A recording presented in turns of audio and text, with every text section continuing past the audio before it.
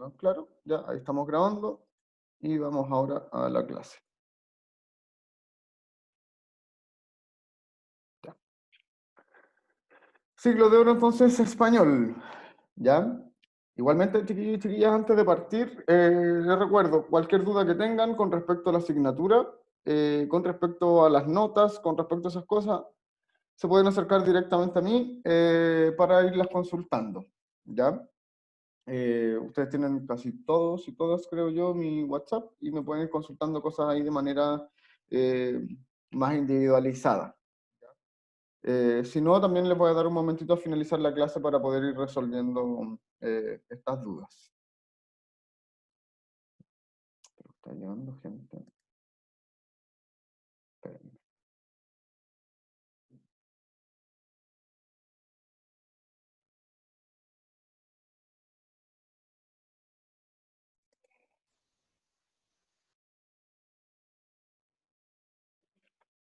Ya, ahí sí.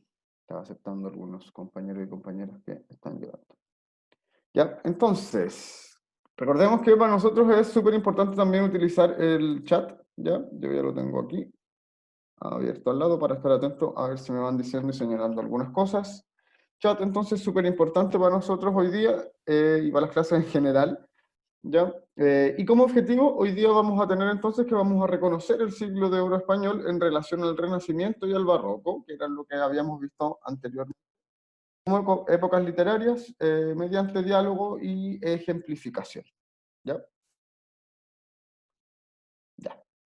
Entonces, retomando y recordando algunas cosas, recordemos que nosotros habíamos estudiado estas épocas, pero yo les había mostrado algunas pinturas, ¿cierto? Yo les había mostrado algunas pinturas para que nosotros pudiéramos entender más o menos cuáles eran las diferencias entre estas dos épocas literarias, qué pensaba la gente en esa época, qué veía como, cuál era su visión en torno al arte, y qué cosas eran más importantes también para la sociedad en esta época, que se iban a reflejar también a partir de las imágenes y las representaciones pictóricas que nosotros podíamos ver, ¿ya?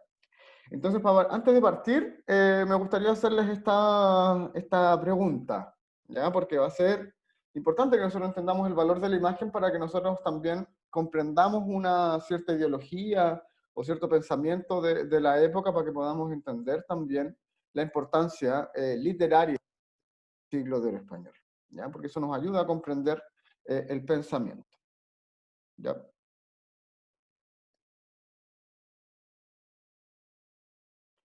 Entonces, chiquillos y chiquillas, tenemos aquí dos preguntas. ¿Por qué creen ustedes que estudiamos estas épocas a través de pinturas y qué sentido literario le ven ustedes a eso? ¿Por qué entonces nosotros, por qué va a ser importante para nosotros ver una pintura? ¿Por qué tendría valor esto en lenguaje? ¿Cierto? ¿Por qué tendría valor para entender una época tan anterior? ¿Por qué tendría valor eh, para poder comprender un movimiento artístico literario? ¿Ya? Piensen en torno a eso y me pueden ir respondiendo también en el chat, ¿ya? Y pensemos también sobre todo qué sentido literario le podemos ver nosotros a esto,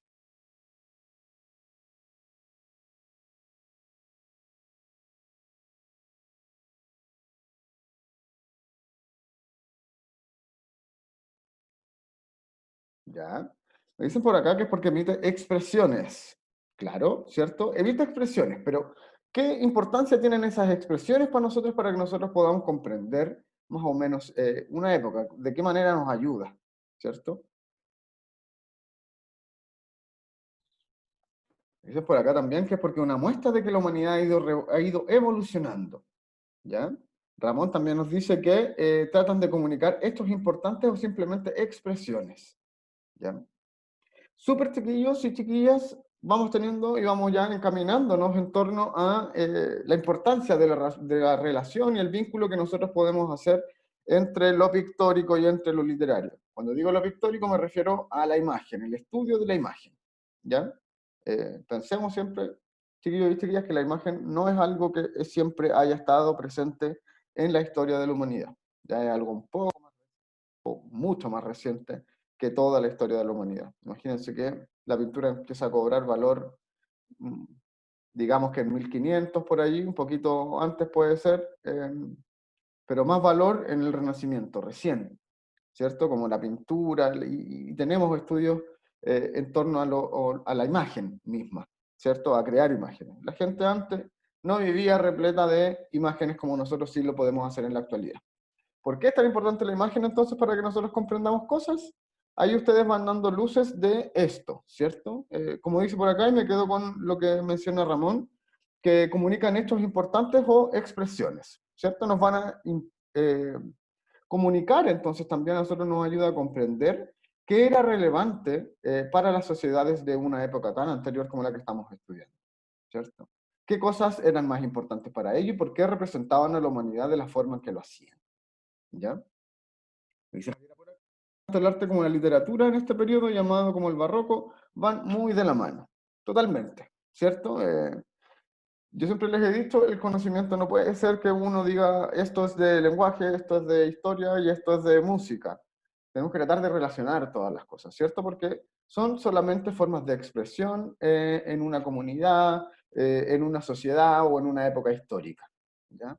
Todas las expresiones artísticas que nosotros podemos conocer van a representar eso, ¿cierto? Pensamientos, ideologías de una sociedad de una época determinada, ¿ya? Cuando pase el tiempo, nuestra época actual no va a ser exenta de eso y también van a haber, quizás, no sé, en 200 años más va a haber alguien también va a estar haciendo una clase acerca de cómo era nuestro comportamiento en este presente, ¿cierto? Porque pasamos a hacer historia después con el tiempo también. ¿Ya? ¿Cómo nos ayudan a comprender entonces? A través de los detalles. ¿Cierto? Comprender una imagen, chiquillos, es un trabajo, no es algo tan sencillo. ¿Cierto? No es llegar y verla, sino que tenemos que ver todos los matices, que pueden ir desde el color hasta lo que expresan lo que está ahí en la imagen, ¿ya? ¿Cuál es la escena, ¿cierto? ¿Cuál es la posición de personajes u objetos que pueden estar representados en una imagen? Ya sea una pintura, una fotografía, eh, o la imagen que sea, ¿cierto? También pueden ser los recursos audiovisuales. Para esta época nos ayudan casi solo las pinturas porque no había más que eso, ¿cierto? Barroco, Renacimiento, nosotros lo estudiamos a través de pinturas entonces también, porque tienen gran valor para esa época, ¿cierto? Nosotros no tenemos fotografías que datan de ese tiempo porque no existía la fotografía, tampoco tenemos recursos audiovisuales porque tampoco, menos existían, ¿cierto? Eh, entonces, una de las cosas que sí nos queda son la literatura, ¿cierto? En los libros ha quedado ahí todo impregnado, pero también nos ayuda a hacernos una idea visual, la pintura, ¿ya? Lo pictórico. Y por eso lo estudiamos a partir de esto. Ya. Y para iniciar entonces, ya en sí, era una preguntita previa, ¿cierto? Me gustaría, y para ir retomando sobre todo de luego de este receso, ¿cierto? Preguntarles si recuerdan por qué se caracterizaban tanto el Renacimiento como el Barroco y cómo se originaron, ¿ya? ¿Cuál es su origen? ¿Ya? ¿Cuáles eran las características? Algo bien general, ¿cierto? No les voy a pedir que me digan cosas tan detalladas. En la clase creo que pudimos ver con un poquito más de detalle, pero me interesa que se queden con ideas generales a partir de estas épocas, ¿ya? Un periodo de fuertes cambios, ¿cierto? Acá con el Renacimiento empieza la época moderna, ¿ya? Entonces me gustaría preguntarles si recuerdan por qué se caracterizan estos dos periodos, ¿cierto? Y cómo se originan. Y también en qué se van a diferenciar estos periodos, ¿ya? Eso, chiquillos y chiquillas, me pueden ir respondiendo en el chat también.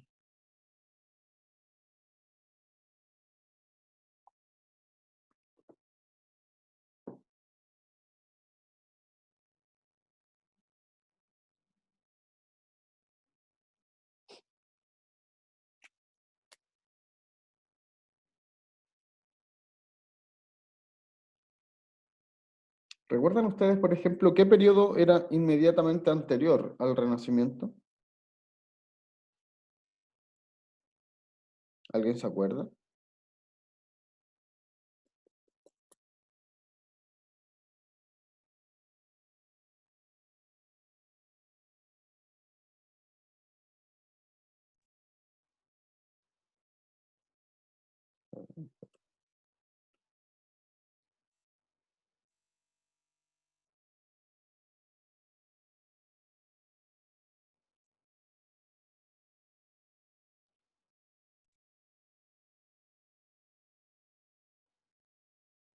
Ya, por acá nos dicen, ya, el Renacimiento se origina luego del quiebre de la Edad Media, nos dice Fernando, súper bien, ¿cierto?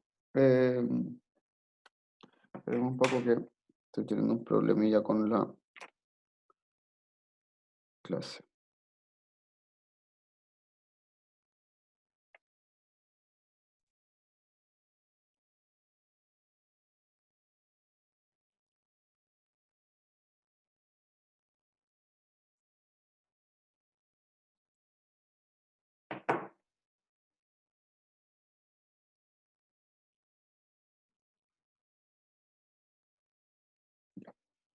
Edad Media, entonces, ¿cierto? Edad Media era un periodo que era justamente anterior a el Renacimiento, ¿cierto? El conocimiento estaba basado casi siempre y mantenido en la Iglesia, ¿cierto? Entonces, el Renacimiento viene a marcar una época que va a ser como de florecimiento del arte y de la cultura, porque empieza a salir esto de ese espacio cerrado que había sido por un tiempo en la iglesia, en donde se había guardado prácticamente todo el conocimiento. Recordemos que en ese tiempo no existían imprentas, entonces ni siquiera a los libros se podía acceder de manera libre, ¿ya? Eh, entonces, como dice Benjamín acá, fueron dos movimientos artísticos, más que movimientos, digamos que son épocas, ¿ya? Épocas artísticas o épocas literarias que se van a desarrollar luego de la Edad Media y que marcan también el inicio, ¿ya? Edad Moderna porque va a ser un periodo de fuertes cambios, ¿ya? De grandes cambios en tiempos que eran muy acotados porque la ciencia y la preocupación por las artes y la humanidades empieza a potenciarse mucho, ¿ya? Esos chiquillos y chiquillas, ¿y qué diferencias vamos a encontrar entonces entre Renacimiento y Barroco? Lo habíamos visto en la clase anteriormente, ¿cierto? Es principalmente que el Renacimiento va a tener una mayor preocupación por el estudio eh, o por la persona, por el individuo, ¿cierto? El Barroco viene a ser una época un poquito más oscura, ¿cierto? Eh, se dice mucho que es una época un poco depresiva, porque juega mucho con los lubres, un poco con las pinturas, por ejemplo, juegan mucho con la claridad y la oscuridad, entonces les importa mucho la oscuridad a las personas en el barroco, y también los detalles, que siempre los espacios estén todos llenos, ¿cierto? Entonces nosotros si vemos una pintura de barroco, vamos a ver siempre que va a estar impregnada de muchos detalles, y eso la va a caracterizar, ¿ya? Muy distinto al Renacimiento, en donde, por ejemplo, los fondos de las pinturas podían ser mucho más planos. El barroco con mucho mayor detalle, ¿ya? Entonces, siglo de oro español, chiquillos y chiquillas, parte en 1492 y termina en 1681, como señalamos acá, ¿ya? Déjenme correr esto, que creo que si no, no lo ven. Ya. El llamado siglo de oro entonces lo podemos dividir en dos periodos, ¿cierto? El periodo renacentista y el periodo barroco, que fueron las corrientes filosóficas, artísticas y culturales que predominaron durante el transcurso del siglo de oro, ¿cierto? Dándole matices diferentes a la literatura y la cultura española, ¿ya? ¿Qué características vamos a tener nosotros en torno a esta época entonces? Es que vamos a tener una influencia en varios campos por parte de España, ¿cierto? Los españoles empiezan a influir en el desarrollo cultural no solo de América, ¿cierto? Sino que del mundo completo en ese mundo occidental, ¿ya? Completo, ¿ya? Dentro de Europa entonces también se posicionan como potencia eh, y impregnan de su cultura también otros lugares y otros espacios, ¿ya? Una gran afluencia entonces también de sabios y letrados a España, ¿cierto? Van a ir muchos científicos y artistas de la época entonces a buscar su fuente de inspiración a España y eso también le permite a España desarrollarse y alcanzar un nivel de desarrollo cultural en torno a las humanidades y en torno al desarrollo también no va a ser menor, ¿cierto? Y que va a ser mirado desde fuera eh, con, mucho, con mucha relevancia, con mucha importancia, ¿cierto? España entonces en esta época tiene pasa a ser como la potencia mundial. Así como hoy día es Estados Unidos, en esta época lo era España, ¿ya? Y marcamos 1492 como año de inicio, porque en 1492 se produce la llegada de los españoles a América, y también porque por esta época cercana, ¿cierto? Recordemos que estas épocas y las fechas no son siempre así como tan tajantes. Se publica también un libro que va a ser súper importante para la cultura española, que es la gramática española, ¿ya? Básicamente el inicio del estudio del español como lengua, ¿cierto? Siendo estudiado ya, o estableciendo ciertas bases o códigos del lenguaje, ya dándole valor al lenguaje, y que no puede hacerse como de manera tan libre como uno quiera, sino que vamos a tener ciertas normas que nos van a decir cuáles son formas correctas en sí, ¿ya? Y dejamos 1681 como el año de fin del siglo de oro español, porque es el año en que muere Pedro Calderón de la Barca, que es uno de los escritores más importantes de esta época para España. Ya el escritor de un libro que es bien, bien importante, que se llama La vida es sueño. Ya. Para que no quedemos dudas con respecto a esto, y antes de que empecemos a revisar ya con mayor detalle, ¿cierto? Me gustaría que viéramos un pequeño video que explica de cierta manera también eh, cómo surge el siglo de oro español y más o menos cuáles son sus bases. ¿Ya?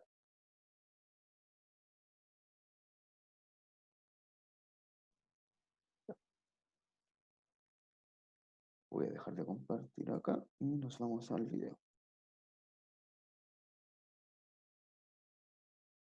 Denme un segundo. Acá.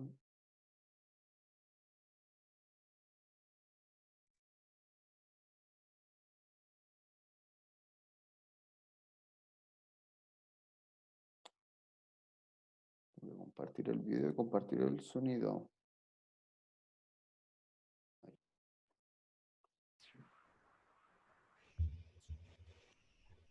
Creo que alguien tiene su micrófono abierto, chiquillos y chiquillas. Porfa, pongan ahí su atención. Ya, voy a poner el video. Ustedes, por favor, me indican si se ve y se escucha bien. Esperen un segundito. Un saludo enorme. Hoy les presentaré un video relacionado. Ahí, se escuchaba y se ve, ¿verdad? Para ponerlo y dejarlo listo.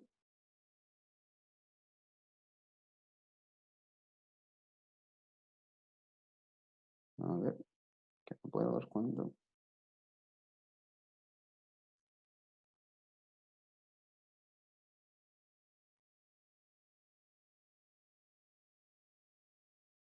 Ya, súper. Súper, súper. Ya.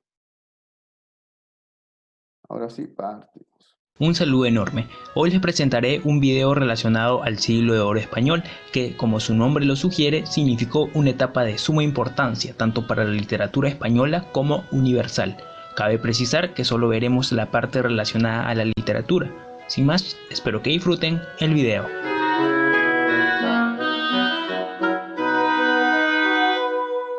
El siglo de oro fue un periodo de desarrollo cultural en España, no solo en las artes y en la literatura. En este periodo también florecieron de forma impresionante las ciencias, la filosofía e incluso la fuerza militar.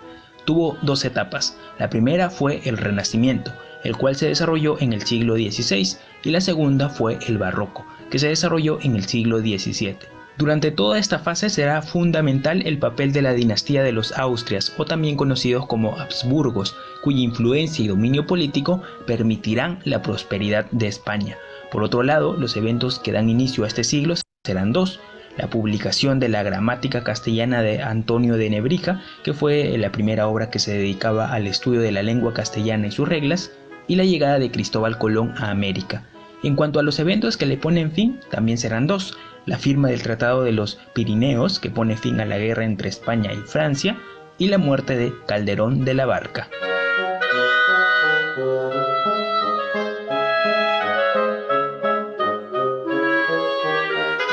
En cuanto a sus características resaltaremos tres. En primer lugar, estuvo dominada por el espíritu de la Contrarreforma y la Santa Inquisición de la Iglesia española, por lo que se trató de un periodo esencialmente católico, lo que se verá reflejado en las obras literarias tal como La vida es sueño, por ejemplo. En segundo lugar, se dividirá en dos periodos, el Renacimiento y el Barroco. En el Renacimiento se dará un florecimiento militar y económico. Sin embargo, más adelante España pasará por grandes crisis de carácter político y territorial, por lo que se sumergirá en un periodo de decadencia. Aquí precisamente es donde inicia y se desarrolla el Barroco. En ambos periodos los autores irán reflejando sus vivencias de acuerdo al contexto en el que viven. Por último, la sátira será un elemento central en la mayoría de las obras de este siglo. En ese sentido, la comedia será el género que más resaltará, y por otro lado se desarrollará la novela picaresca, que estará protagonizada por pícaros, es decir, jóvenes pobres y astutos que sobrevivían aprovechándose de los demás y de su ingenio, tal como lo vemos en El Lazarillo de Tormes, por ejemplo.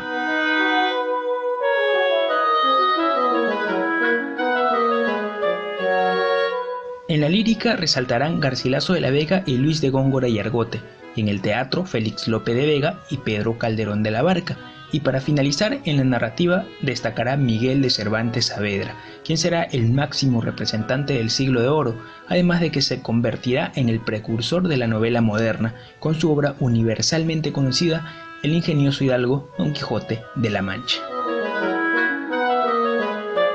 Espero que el video haya sido de su agrado. Dejar de compartir acá. Y vamos a volver a la diapositiva. Tengo que dejar de...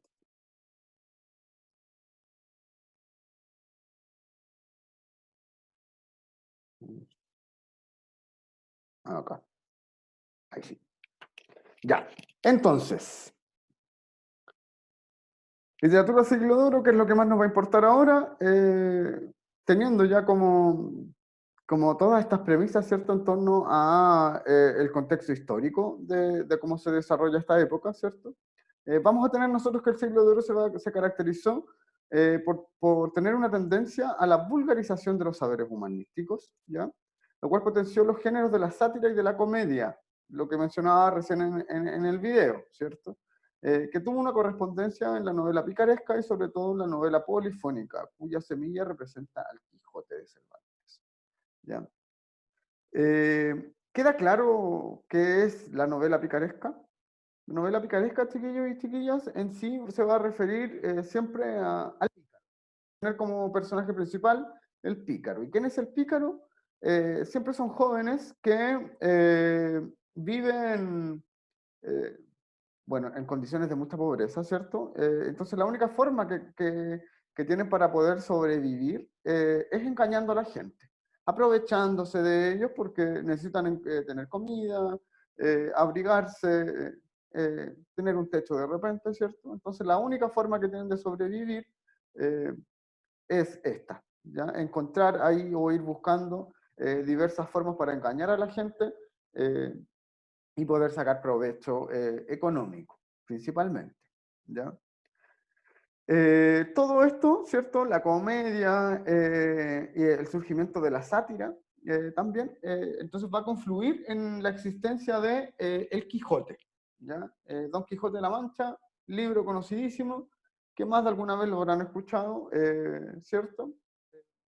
Va a ser muy importante para el siglo de oro español. Yo creo que en sí es la obra más importante que nosotros podemos ver dentro de esta época en España, ¿ya? Luego vamos a hablar un poquito también acerca de esa obra, ¿ya? Tenemos también entonces que la música, la pintura y la escultura fueron también importantes tendencias alimentadas por el gusto manierista, ¿ya? El gusto manierista tiene que ver con la copia de las formas, ¿cierto? El arte de hacer maneras. Así se define un poco, como cómo se representa un movimiento, por ejemplo, a través de una pintura.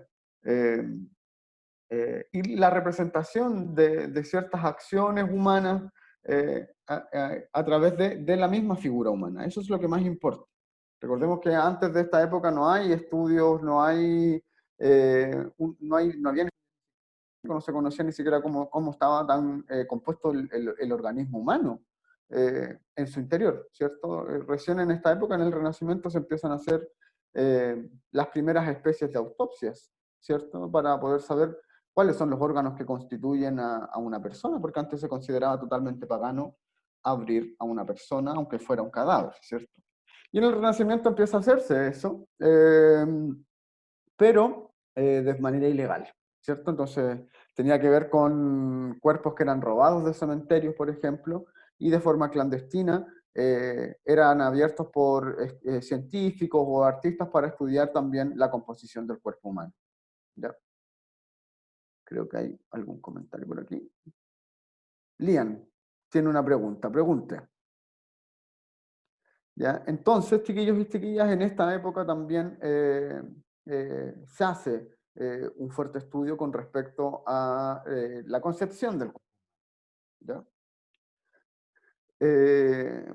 Acá, bueno, les ponía también que es por la exageración de las formas y la abundancia del contenido. ¿Ya?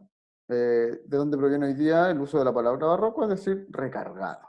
¿Ya? El barroco se va a caracterizar por tener siempre mucho, mucho contenido y tener todo como recargado de información. ¿Ya?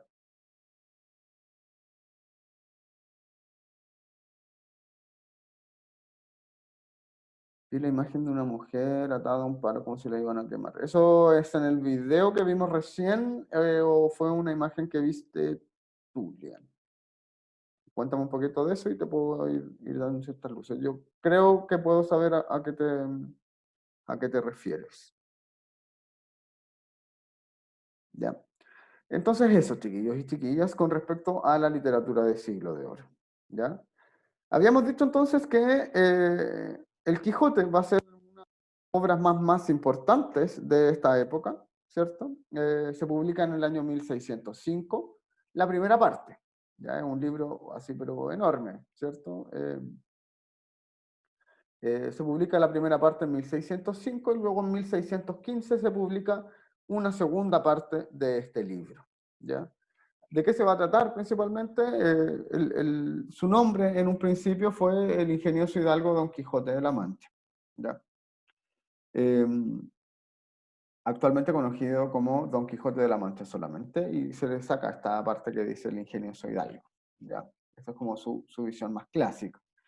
Y Miguel de Cervantes y Saavedra entonces pasa a ser un escritor, pero ya así como demasiado conocido, porque revolucionó de cierta manera la concepción que había de la literatura y se considera un poco como padre de la literatura moderna o de la novela moderna al menos. ¿Qué? Porque juega un poco con las sensaciones, con las emociones, teniendo a un caballero completamente decadente, en donde también se juega mucho con la psicología del personaje, porque he sabido que el Quijote también es considerado un personaje que tenía problemas, ¿cierto?, en su cabeza, ¿ya? Está un poco loco, por así decirlo, ¿ya? La segunda parte, Catalina, se publica en 1615, la primera en 1605. Lian, para responder tu pregunta, ya, era una mujer atada de un palo como si le iban a quemar. Esa es una representación que no es una mujer, sino que es San Sebastián, ¿ya? Creo yo que puede estar hablando de eso. Que San Sebastián, conocido soldado romano en alguna época, pasa a ser santo, porque a él lo condenaron por no querer matar a, no me acuerdo qué comunidad, no querer atacar a las personas, ¿cierto? Entonces él siendo soldado tenía que hacer esa labor, lo condenan a morir flechado atado a un palo, ¿cierto? Entonces lo amarran, lo flechan, ¿cierto? Y él no muere. Entonces por eso pasa a ser santo y puede ser recordado, porque pese a toda esa tortura, él no muere en el instante, pero después lo terminan matando igual. ¿Ya? Esa es la imagen que uno ve en torno a la figura. Ya. ¿Por qué es importante la pintura entonces? Ahora, para que nosotros entendamos todo esto, nos vamos a fijar en algo, ¿ya? Recordemos entonces que el Quijote se escribe en 1605 hasta 1615, que se publica la segunda parte, ¿ya? Bueno, el proceso de escritura claramente debe haber sido más largo si en 1605 se publica. Agreguémosle unos 10 años previos, quizás, o unos 5 años previos a la edición de la primera parte, ¿ya? ¿Qué ha pasado? Este libro ha llegado a ser tan importante, chiquillos y chiquillas, que imagínense, si se publica en 1600, a principios de 1600, después nosotros tenemos a pintores importantísimos en el mundo occidental que han hecho representaciones acerca del Quijote. ¿Por qué hay un libro entonces que se publica en esta época, 1600, y después a finales de... Y después nosotros en el siglo XX, ya en 1900, imagínense, 300 años después, tenemos a los más grandes pintores conocidos en una época que están representando también a este personaje en su obra, ¿ya? Y ahí podemos ver distintas representaciones, ¿ya? Si nosotros nos fijamos, por ejemplo, acá nosotros tenemos un cuadro que pintó Picasso, ¿cierto? Picasso, reconocido pintor cubista, ¿ya? El cubismo se va a caracterizar por tener líneas que van a ser bien demarcadas, ¿cierto? No va a tener tanta profundidad de color, y acá solo va a jugar con negro, imagínense. Eh, y les da siempre una visión bien angulosa con respecto a la forma de las líneas, a eso me refiero, a los objetos, ¿cierto? A cuerpos y objetos en sí. Entonces nosotros podemos ver acá una representación cubista de El Quijote, ¿ya? Y por otra parte, por ejemplo, al lado nosotros tenemos acá un cuadro de Dalí, ¿cierto? Dalí, que es también un pintor español, ¿cierto? Pero él es surrealista. Picasso también es español, ¿ya?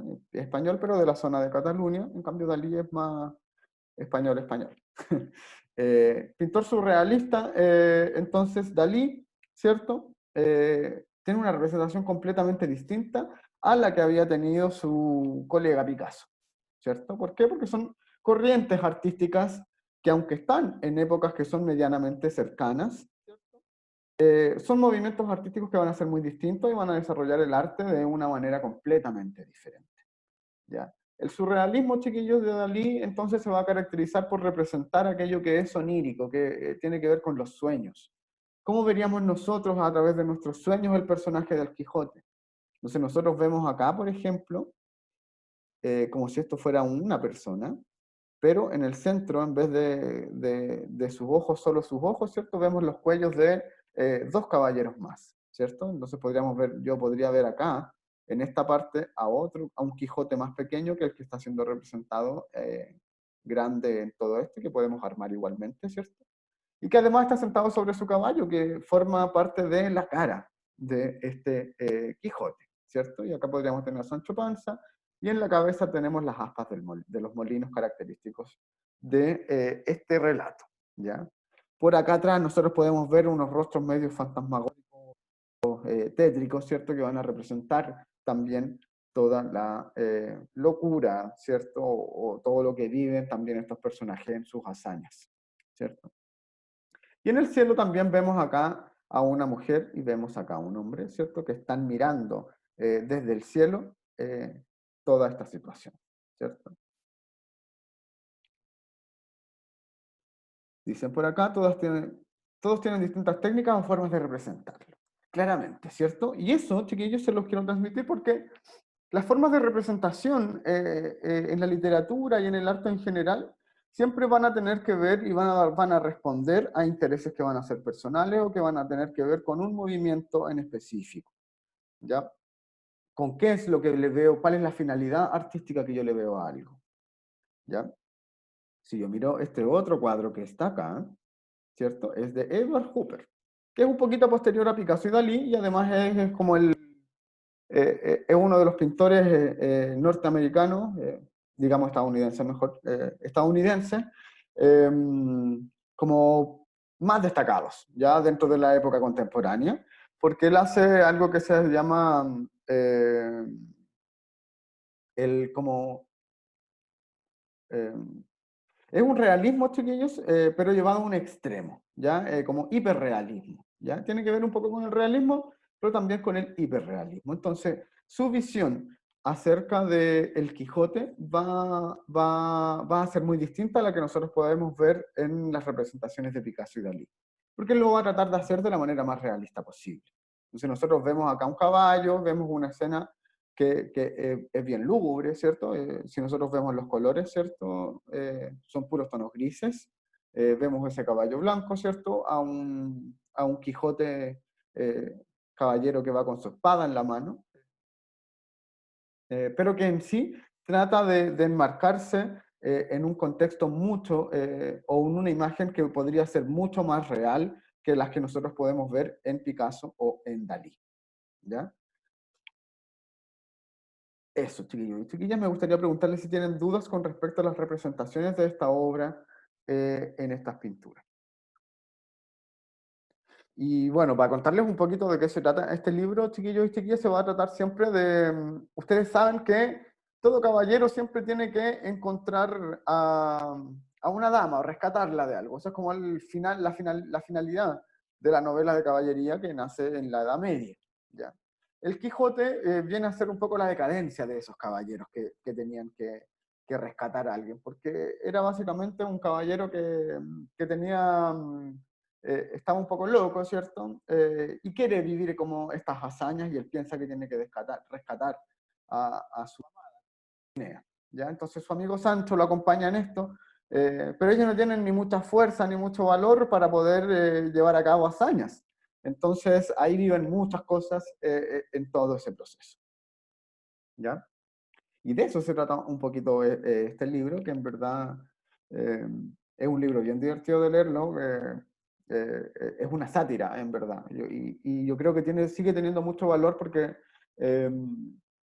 eh, porque representa muchas temáticas que siguen actuales en la época y porque también data de una época que nos ayuda a conocer también ciertas representaciones que son súper distintas a lo que nosotros podríamos ver en la actualidad.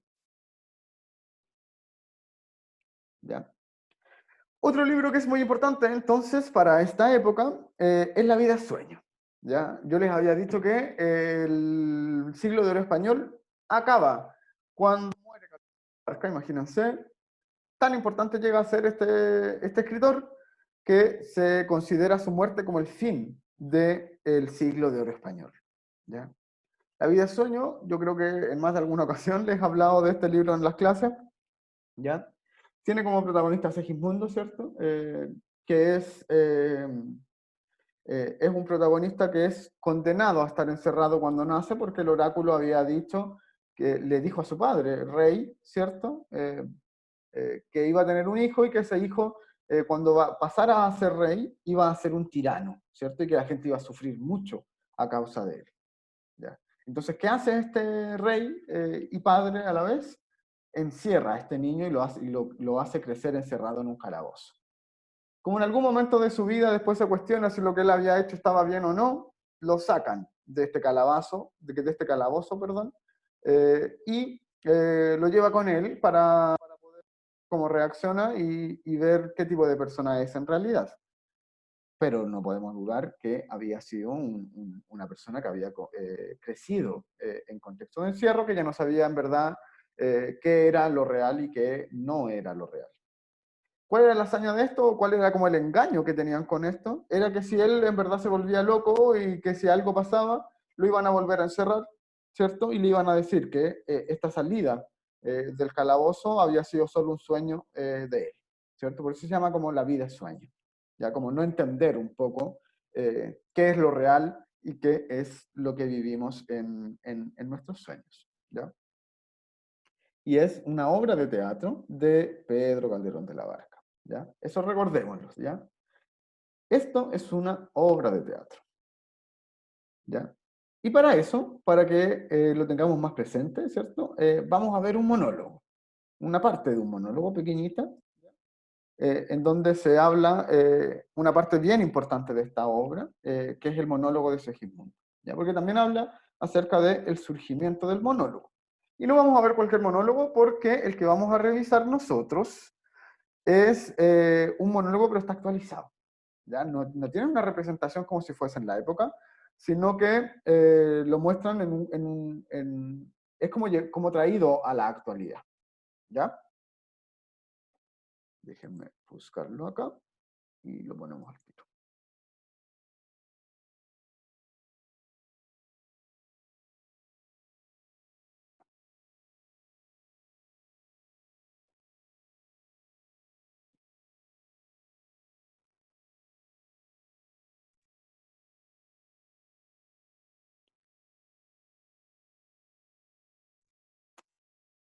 Perdón, es que se me olvida que tengo que compartir también sonido y video.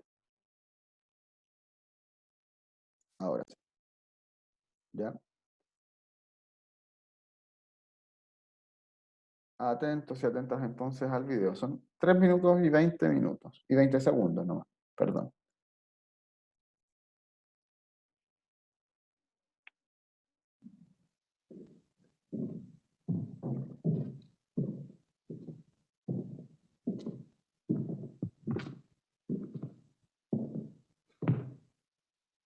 Ay, mísero de mí.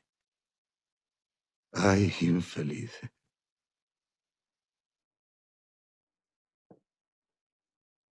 Apurar cielos pretendo, ya que me tratáis así. ¿Qué delito cometí contra vosotros naciendo? Aunque si nací, ya entiendo qué delito he cometido. Bastante causa ha tenido vuestra justicia y rigor, pues el delito mayor del hombre es haber nacido. Solo quisiera saber, para apurar mis desvelos, dejando a una parte cielos el delito de nacer, ¿qué más os pude ofender para castigarme más? No nacieron los demás. Pues si los demás nacieron, ¿qué privilegios tuvieron que yo no gocé jamás? Nace el ave y con las galas que le dan belleza suma, apenas es flor de pluma o ramillete con alas, cuando las etéreas alas corta con velocidad, negándose a la piedad del nido que deja en calma. Y teniendo yo más alma, tengo menos libertad.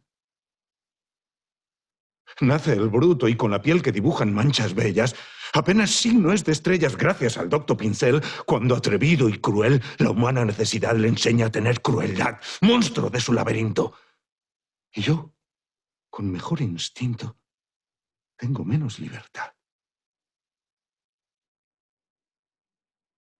Nace el pez que no respira, aborto de ovas y lamas, y apenas bajel de escamas sobre las ondas se mira, cuando a todas partes gira, midiendo la inmensidad de tanta capacidad como le da el centro frío. Y yo, con más albedrío, tengo menos libertad. Nace el arroyo, culebra que entre flores se desata, y apenas sierpe de plata sobre las flores se quiebra, cuando músico celebra de los cielos la piedad que le dan la majestad del campo abierto a su vida. Y teniendo yo más vida, tengo menos libertad.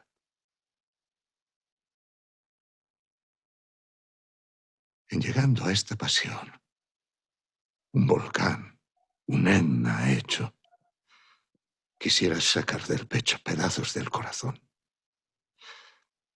¿Qué ley, justicia o razón negar a los hombres sabe? Privilegio tan suave, excepción tan principal que Dios le ha dado a un cristal, a un pez, a un bruto y a un ave.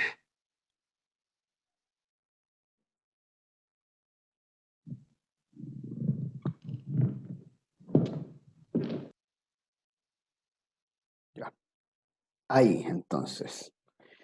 Chiquillos y chiquillas, ¿qué palabra repite mucho acá? Se repite mucho en torno, en este monólogo, perdón. ¿Qué cosas nos menciona entonces acá Segismundo?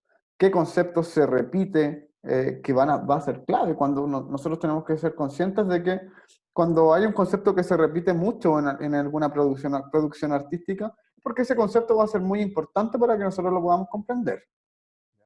Y aquí hay algo que mencionan mucho, ¿ya? Uno es la injusticia, pero hay otro más también, ¿ya? Pero sí, la injusticia también. ¿Qué otro concepto más repite mucho acá Segismundo?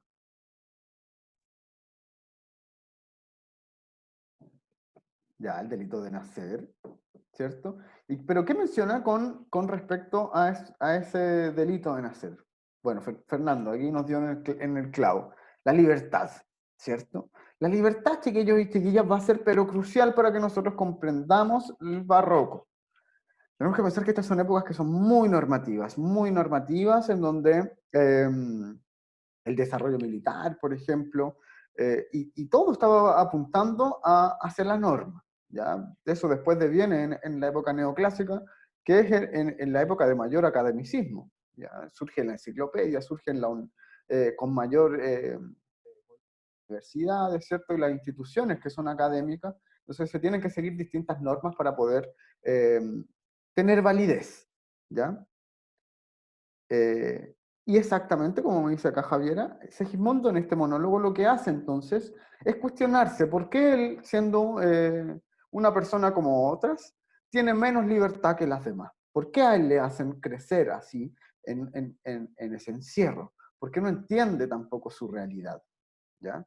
Que era un cuestionamiento que es superhumano y que sigue trascendiendo en la época. También pasa eso con este libro, que llega a ser tan importante porque también es una obra que se puede actualizar con el tiempo, ¿ya? Porque es una temática que no ocurrió solo en esta época, ¿cierto? Sino que sigue siendo trascendental para que podamos comprender nosotros el comportamiento humano, ¿ya? Cómo se comportan las sociedades y qué problemas son los que tenemos que enfrentar. En este caso era la libertad. Entender también que existe una libertad de expresión y de formas de vida en general, ¿cierto? Y va a ahondar también entonces en eso. ¿Ya? Vamos a volver a la diapositiva. Perdón, tengo que compartirla sin video y sin audio.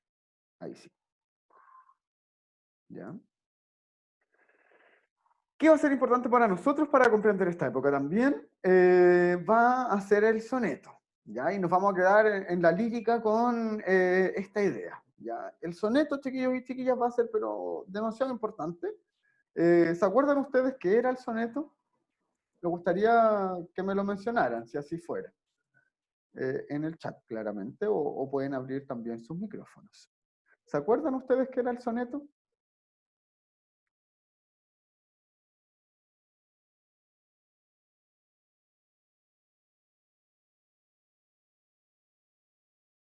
Aquí tenemos varias preguntitas. ¿Qué es? ¿Cuál es su origen? ¿Cómo se estructura? ¿Y cuál es su función? Yo se las voy a ir respondiendo también, pero me gustaría que me dieran alguna señal si es que recuerdan ustedes qué es un soneto.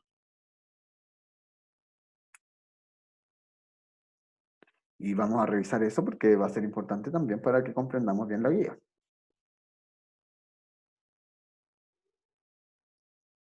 Ya, la Darling por acá me dice entonces que es una composición poética. Súper bien, ¿cierto? Es una composición poética, entonces, chiquillos y chiquillas, el soneto, que va a tener su origen en 1400 y algo, no me recuerdo la fecha exacta, ¿ya? Pero un poquito después de 1400, con un escritor que se llama Petrarca.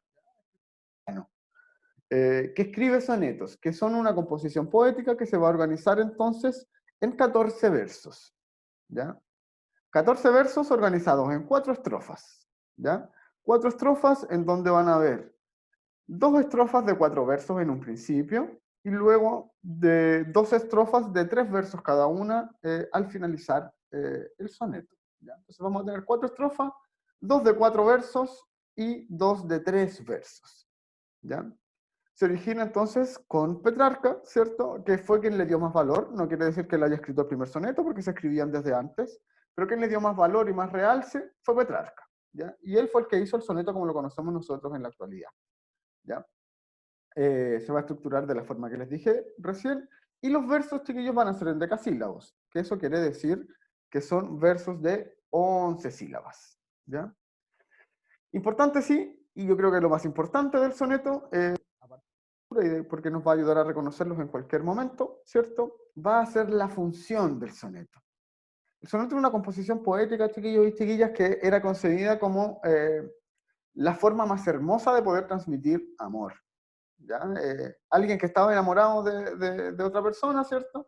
La mejor forma, la más hermosa que podía tener de poder manifestarle ese amor era a través de un soneto. Así lo creía Petrarca y así se estableció también en la literatura. ¿Ya? Tanto por el ritmo que adquiere al ser los versos en decasílabos, ¿cierto? Como también por el contenido que van a tratar los sonetos. Casi siempre tienen que ver también con el amor. ¿Ya? Entonces se creía que era la mejor forma o la más bella de poder expresar este sentimiento. ¿Por qué va a ser importante para el siglo de oro entonces? Porque en el siglo de oro se escribieron muchos sonetos y este adquiere aún mayor relevancia. ¿Ya? Y acá, perdón, sí, tenemos un soneto. ¿Ya? Estamos medio contra el tiempo, pero me gustaría que revisemos esto. Si ustedes ven alguna vez una composición poética como la que se ve acá, de inmediato debiesen decirme que eso es un soneto. ¿Ya? ¿Por qué?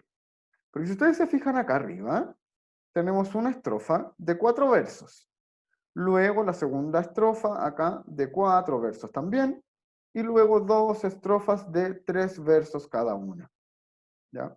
Entonces, chiquillos y chiquillas, en esta composición, cuando nosotros tengamos la composición poética organizada de esta manera, siempre vamos a decir de inmediato y nos vamos a dar cuenta de inmediato que estamos en presencia de un soneto. Eso no se los olvide jamás. ¿Ya? Luis de Góngora, entonces, chiquillos y chiquillas, escritor de sonetos, le dio mucha importancia al lenguaje español. Góngora, entonces, chiquillos y chiquillas, va a trabajar mucho como con la exaltación del lenguaje. ¿Ya? Es un poco complejo de entender Góngora de repente. Y desarrolló no sé si un movimiento en sí, pero más o menos un movimiento literario que era el gongorismo, ¿ya? Que eran aquellos escritores que le veían mucho valor a la lengua española y que creían que era la más hermosa del mundo, y exaltaban también el lenguaje, ¿ya? Entonces, si revisamos nosotros este soneto, ¿cierto? Nos damos cuenta de inmediato que estamos en presencia de él a partir de la estructura que tiene, ¿ya? Entonces, chiquillos y chiquillas, lo vamos a leer. Dice así. La dulce boca que a gustar con vida, un humor entre perlas destilado y a no envidiar aquel licor sagrado, que a Júpiter ministra el garzón de ida. Antes, no toquéis si queréis vida, porque entre un labio y otro colorado, amor está de su veneno armado. ¿Cuál entre flor y flor sierpe escondida? No os engañen las rosas, que a la aurora diréis que alfajoradas y olorosas se le cayeron del purpúreo seno. Manzanas son de tántalo y no rosas, que después huyen del que incitan ahora, y solo del amor queda el veneno. Fuerte. ¿Qué nos dice entonces este soneto, chiquillos y chiquillas, como temática? Si ustedes lo ven acá, ¿sobre qué cosas habla este soneto? Fíjense en el primer verso, por ejemplo, que lo primero que dice, la dulce boca que a gustar con vida. ¿A qué se refiere? Entonces, por ejemplo, en esta parte, y ahí ya podemos ir sacando ciertas luces, ¿cierto?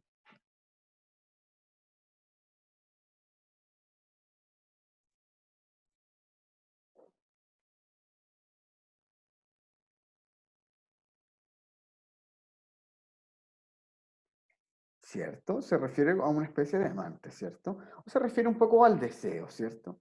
Al deseo y al engaño que involucra también el amor, ¿ya?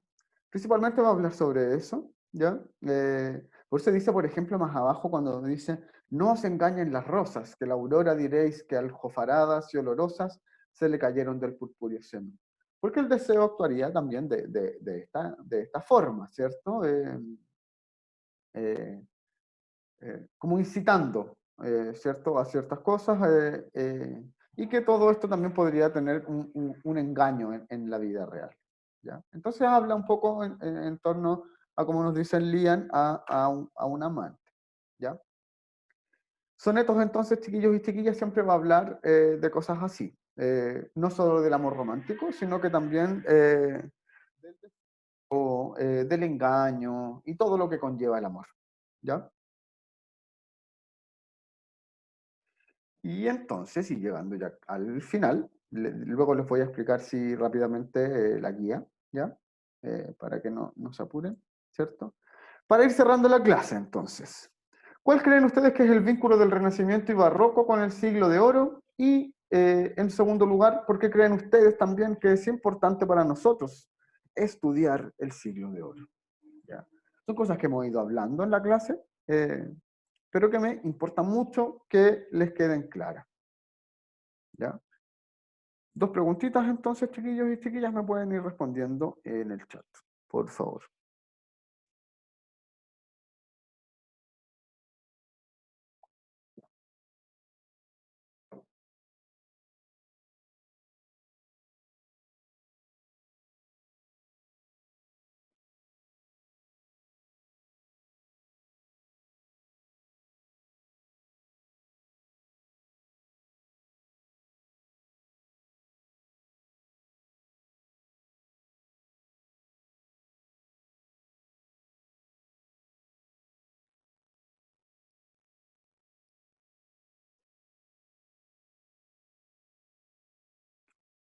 Ya alguien nos dice por acá que la segunda pregunta se responde porque muestra cómo fue evolucionando la literatura. Ya nos muestra entonces una época, pero también, chiquillos y chiquillas, que nunca se les olvide que el siglo de oro va a ser importante para nosotros porque nos va a mostrar por qué nosotros tenemos una concepción de la literatura como la que tenemos en la actualidad. ¿Ya? Recordemos que este es el movimiento que se ejerce cuando los españoles están dominando el territorio latinoamericano. ¿Ya? Entonces, haciendo esto, se traspasaba o se intentaba traspasar este mismo conocimiento o esta misma forma de expresión al territorio latinoamericano porque estaba siendo dominado por ellos. ¿Ya? Ramón nos dice por acá que es para comprender la literatura de antes para crear o analizar más la de ahora. Súper bien, ¿cierto? Entonces, nos ayuda a comprender entonces también y hacer este análisis con una perspectiva histórica de cómo evolucionan las cosas, cómo cambian, pero también nos ayudan a tener una cierta cercanía porque vamos a darnos cuenta de que van a haber muchos elementos en común con cosas actuales. Que la vida de las personas en esta época no era tan, o sea, sí era muy distinta, pero las problemáticas de repente se siguen manteniendo, ¿ya? Si nosotros revisáramos la literatura en general, a lo largo de toda la historia de la literatura, nos vamos a encontrar principalmente con tres temas, o tres grandes temas que son los tratados, que son la vida, la muerte y el amor. La literatura siempre va a hablar de esas tres cosas, principalmente. Entonces nosotros tenemos que tratar también de hacer el vínculo de estas tres cosas y cómo se han ido tratando en distintas épocas. ¿Ya? Por eso es súper importante que nosotros las podamos comprender. ¿Ya? Entonces, eso. Vamos a dejar de compartir acá. Y antes de finalizar, me gustaría compartirles la guía. ¿Ya?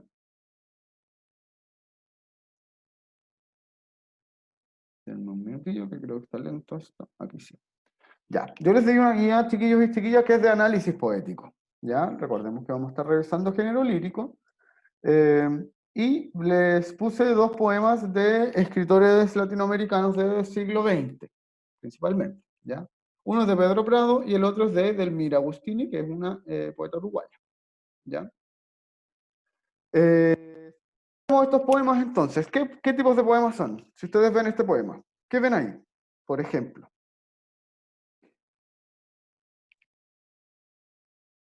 Tienen que saber responderme esto, luego de la clase.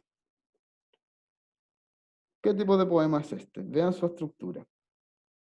Ya me respondieron por aquí, estamos en lo correcto. Un soneto, ¿cierto? Muy bien, chiquillos y chiquillas, entonces estamos sabiendo más o menos reconocer el soneto, chiquillos y chiquillas, siempre tienen que reconocerlo solo por su estructura y se van a dar cuenta al tiro. Siempre cuando sean 4 versos, las dos primeras estrofas de 4 versos y las dos últimas de 3 versos, estamos en presencia de un soneto, ¿ya? Luego, con el tiempo, también esto tuvo modificaciones claramente. Existe el soneto inglés, por ejemplo, que tiene 3 cuartetos y un dueto. en donde se organizan las 3 primeras estrofas en 4 versos y la última estrofa solo en 2 versos, utilizaba solo Shakespeare, ¿ya? Que él como que deconstruyó el soneto, pero el soneto clásico, el que nosotros vamos a conocer, va a ser este, ¿ya? En la guía, ¿qué tienen que hacer, chiquillos? Acá básicamente tienen que entender los poemas. Yo no les pido nada más que eso, ¿ya? Que lean detenidamente estos poemas, no son largos, ¿cierto? Y que me puedan responder estas cosas, ¿cierto? ¿Qué visión de amor ven ahí, por ejemplo? Las relaciones que podemos establecer también entre conceptos, como lo que es amor, amor y amistad, ¿cierto? Eh, a qué se refieren ciertas frases, ¿cierto? Como para poder comprender también y ver que ustedes estén comprendiendo bien el poema, ¿cierto? Y en sí también para guiarles un poco en cómo es el proceso de comprensión de un poema, porque he sabido que no es algo sencillo. A mí mismo me cuesta algunas veces poder comprenderlo porque utilizo un lenguaje que leerlo con mayor detenimiento. Entonces, poder comprender la poesía, chiquillos y chiquillas, también es todo un trabajo. ¿Ya? No es algo tan sencillo, pero podemos entrenarlo para poder lograrlo. ¿Ya? Sí, lo más importante acá es que cuando nosotros tenemos un mayor nivel de comprensión de textos, también tenemos un mayor nivel de comprensión al modo general. ¿Ya? Entonces esto nos ayuda demasiado. ¿Ya? Y en sí es eso. Básicamente ya sabemos que los 2 poemas van a ser sonetos, ¿cierto? Y las preguntas de acá van a tener que ver principalmente con temáticas y cosas que se mencionan en el párrafo. O sea, en el párrafo, perdón, en los poemas. ¿Ya? Eso. Voy a dejar de compartir acá. Yo creo que la guía está bien sencilla. Por favor, envíenmela a través de Classroom, ¿ya? Porque creo que ya la próxima semana tenemos que tener nueva guía. Disculpe que me demoré con esta, porque estaba con la licencia, ¿ya? Pero eso, no van a ser trabajos tan agobiantes. Cualquier duda que tengan, me van mencionando, ¿cierto? Yo se las voy solucionando para que puedan hacer también bien su trabajo. ¿Ya? Eso. La próxima clase que vamos a tener va a ser sobre poesía latinoamericana y nos vamos a enfocar un poquito en ese tema. Y luego ya vamos a pasar a una próxima temática en torno al género narrativo. ¿Ya? Eh, es una tarea que se dejará después de esta clase. No, esa guía está en Classroom. Yo se la subí al Classroom. Ya está ahí. Ya sé que no la tenían, por favor, revísenlo ahí. Si alguien no la tiene, me lo menciona. ¿Ya? Perdón, quiero corresponder las dudas igual. Ramón me había preguntado si casi siempre salen rimas en las 2 primeras estrofas. Algo muy aleatorio, Ramón. No siempre tiene que tener rima. Recordemos, y sobre todo, por ejemplo, en creaciones actuales, la rima ya casi no se usa. Entonces es algo que puede ser muy variable. ¿Ya? En el soneto clásico quizás sí había mayor cantidad de rimas, pero no era algo establecido como una obligación. ¿Ya? Sí, es que también tenemos que ver, por ejemplo, si los sonetos van a cambiar mucho también su composición, porque también tendríamos que ver, por ejemplo, si hay un tipo de rima consonante, un tipo de rima sonante, y esas cosas que en sí.